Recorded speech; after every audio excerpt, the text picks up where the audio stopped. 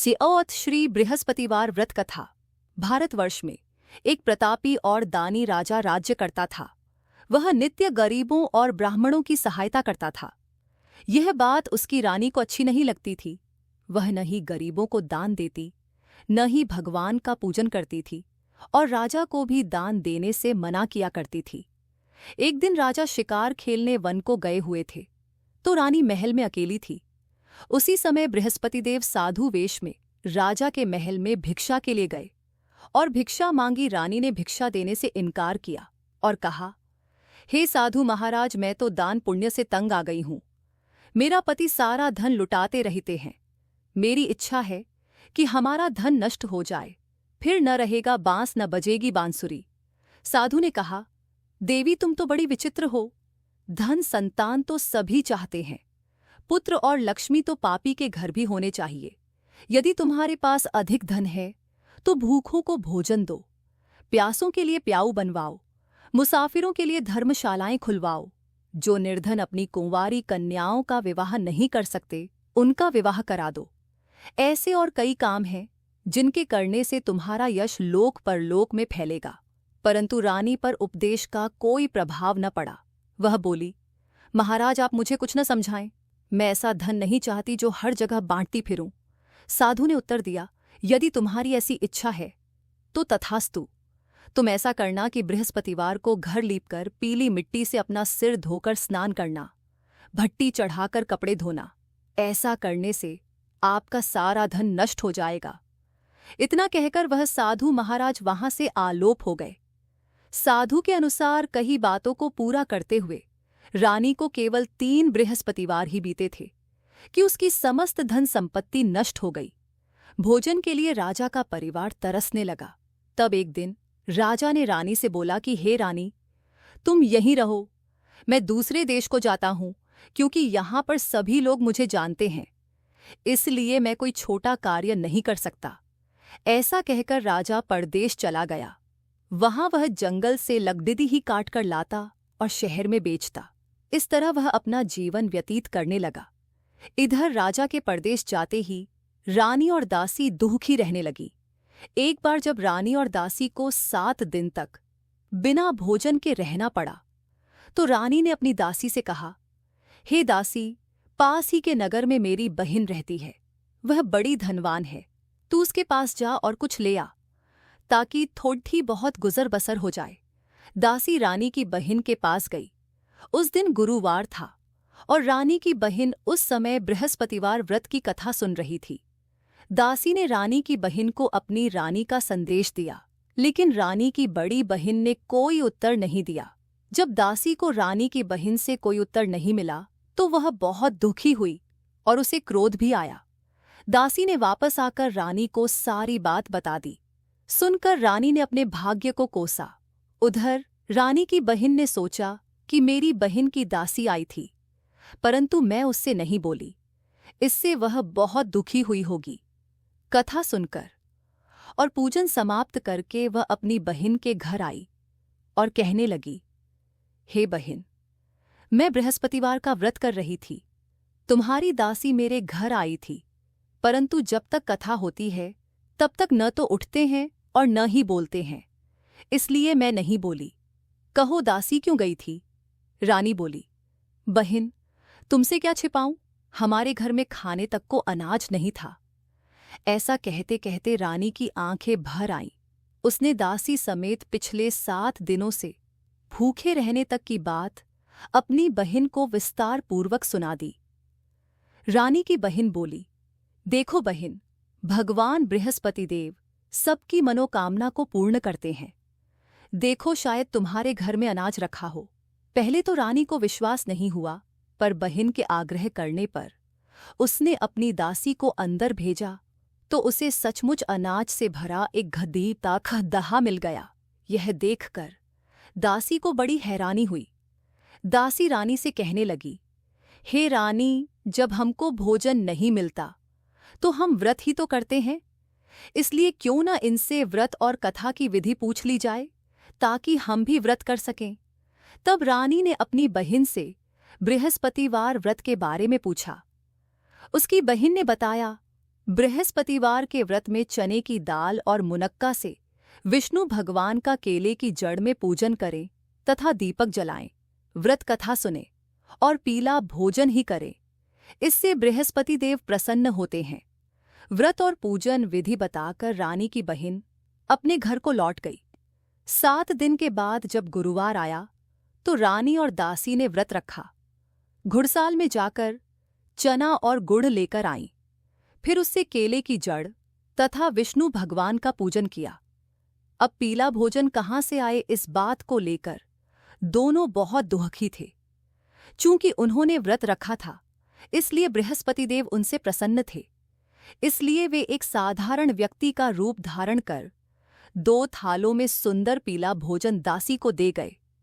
भोजन पाकर दासी प्रसन्न हुई और फिर रानी के साथ मिलकर भोजन ग्रहण किया। उसके बाद वे सभी गुरुवार को व्रत और पूजन करने लगी।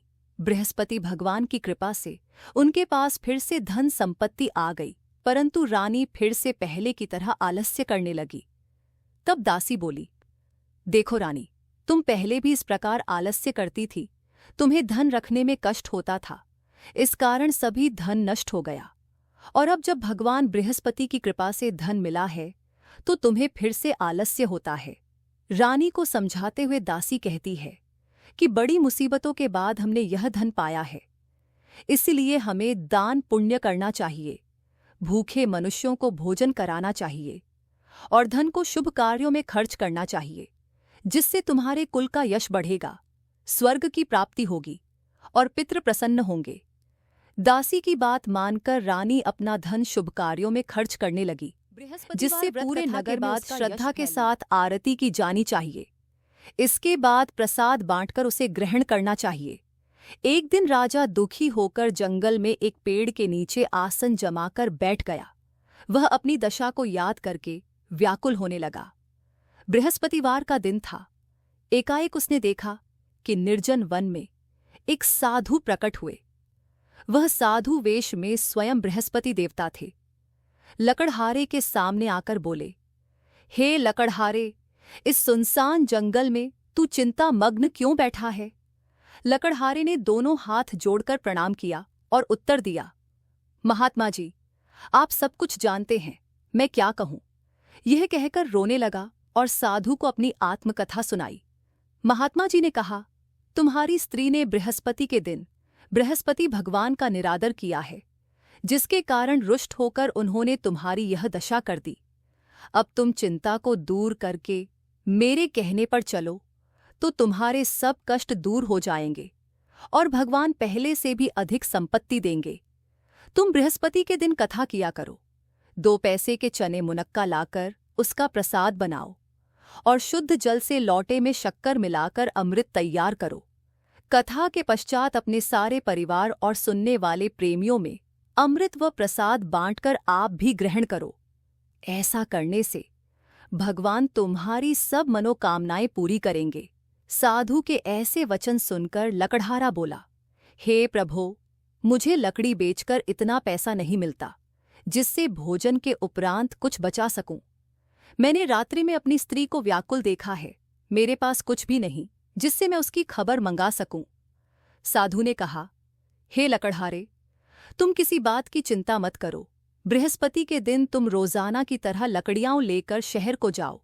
तुमको रोज से दुगुना धन प्राप्त होगा, जिससे तुम भली भांति भोजन कर लोगे तथा बृहस्पति देव की पूजा का सामान भी आ जाएगा। इतना कहकर साधु अंतर्ध्यान हो गए। धीरे धीरे समय व्यतीत होने पर फिर वही बृहस्पतिवार का दिन आया। लकड़हारा जंगल से लकड़ी काटकर किसी शहर में बेचने गया। उसे उस दिन और दिन से अधिक पैसा मिला। राजा ने चना गुड़ आदि लाकर गुरुवार का व्रत किया। उस दिन से उसके सभी क्लेश दूर हुए। परंतु जब दोबारा गुरुवार का दिन आया तो बृहस्पतिवार का व्रत करना भूल गया। इस कारण बृहस्पति भगवान नाराज हो गए। उस दिन उस नगर के राजा ने विशाल यज्ञ का आयोजन किया तथा शहर में यह घोषणा करा दी कि कोई भी मनुष्य अपने घर में भोजन न बनावे, न आग जलावे, समस्त जनता मेरे यहाँ भोजन करने आवे। इस आज्ञा को जो न मानेगा उसे फांसी की सजा दी जाएगी। इस तरह की घोषणा संपूर्ण नगर में करवा दी गई।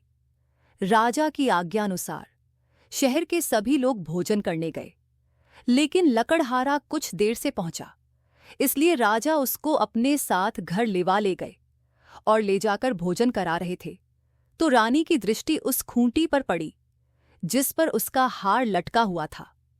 वह वहां पर दिखाई नहीं दिया। रानी ने निश्चय किया कि मेरा हार इस मनुष्य ने चुरा लिया है। उसी समय सिपाहियों को बुलाकर उसको कारागार में डलवा दिया।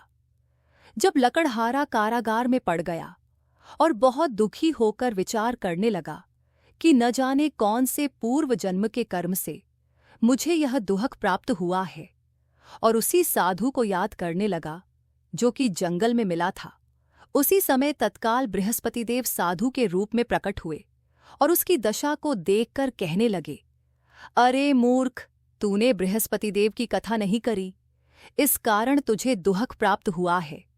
अब चिंता मत कर, बृहस्पतिवार के दिन कारागार के दरवाजे पर 4 पैसे पड़े मिलेंगे, उनसे तू बृहस्पतिदेव की पूजा करना, तेरे सभी कष्ट दूर हो जाएंगे। बृहस्पति के दिन उसे 4 पैसे मिले। लकड़हारे ने कथा कही। उसी रात्रि को बृहस्पतिदेव ने उस नगर के राजा को स्वप्न में कहा, हे राजा, तुमने जिस आदमी को कारागार में बंद कर दिया है वह निर्दोष है, वह राजा है, उसे छोड़ देना। रानी का हार उसी खूंटी पर लटका है। अगर तू ऐसा नहीं करेगा तो मैं तेरे राज्य को नष्ट कर दूंगा। इस तरह रात्रि के स्वप्न को देखकर राजा प्रातःकाल उठा और खूंटी पर हार देखकर लकड़हारे को बुलाकर क्षमा मांगी तथा लकड़हारे को योग्य सुंदर वस्त्र आभूषण देकर विदा कर दिया। बृहस्पतिदेव की आज्ञानुसार लकड़हारा अपने नगर को चल दिया। राजा जब अपने नगर के निकट पहुंचा तो उसे बड़ा आश्चर्य हुआ। नगर में पहले से अधिक बाग, तालाब, कुएं तथा बहुत सी धर्मशाला, मंदिर आदि बन गई हैं। राजा ने पूछा, यह किसका बाग और धर्मशाला है? तब नगर के सब लोग कहने लगे, यह सब रानी और बांदी के हैं। तो राजा को आश्चर्य हुआ और गुस्सा भी आया। जब रानी ने यह खबर सुनी कि राजा आ रहे हैं तो उन्होंने बांदी से कहा कि हे दासी, देख राजा हमको कितनी बुरी हालत में छोड़ गए थे। हमारी ऐसी हालत देखकर वह लौट न जाए, इसलिए तू दरवाजे पर खड़ी हो जा। आज्ञानुसार दासी दरवाजे पर खड़ी हो गई। राजा आए तो उन्हें अपने साथ लिवा लाई। तब राजा ने क्रोध करके अपनी रानी से पूछा कि यह धन तुम्हें कैसे प्राप्त हुआ है? तब उन्होंने कहा, हमें यह सब धन बृहस्पतिदेव के इस व्रत के प्रभाव से प्राप्त हुआ है। राजा ने निश्चय किया कि 7 रोज बाद तो सभी बृहस्पतिदेव का पूजन करते हैं, परंतु मैं प्रतिदिन दिन में 3 बार कहानी तथा रोज व्रत किया करूंगा। अब हर समय राजा के दुपट्टे में चने की दाल बंधी रहती तथा दिन में 3 बार कहानी कहता। एक रोज राजा ने विचार किया कि चलो अपनी बहन के यहाँ हो आवें। इस तरह निश्चय कर राजा घोड़े पर सवार हो अपनी बहन के यहाँ को चलने लगा। मार्ग में उसने देखा कि कुछ आदमी एक मुर्दे को लिए जा रहे हैं। उन्हें रोककर राजा कहने लगा, अरे भाइयों, मेरी बृहस्पतिदेव की कथा सुन लो। वे बोले, लो, हमारा तो आदमी मर गया है, इसको अपनी कथा की पड़ी है। परंतु कुछ आदमी बोले, अच्छा कहो, हम तुम्हारी कथा भी सुनेंगे। राजा ने दाल निकाली और जब कथा आधी हुई थी कि मुर्दा हिलने लग गया। राम करके मनुष्य उठकर खड़ा हो गया। आगे मार्ग में उसे एक किसान खेत में हल चलाता मिला। राजा ने उसे देख और उससे बोले, अरे भैया, तुम मेरी बृहस्पतिवार की कथा सुन लो।